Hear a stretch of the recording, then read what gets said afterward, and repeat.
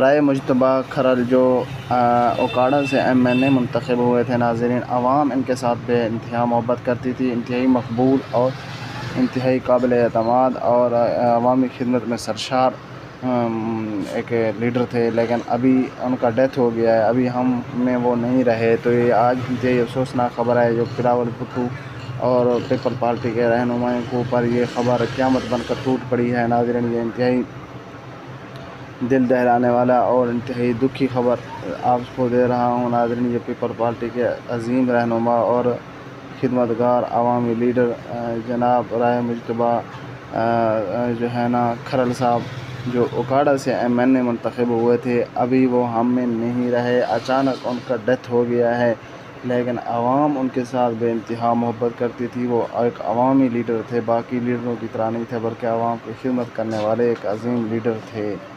دعا کریں اللہ پاک ان کے اگلے منازل آسان فرمائے۔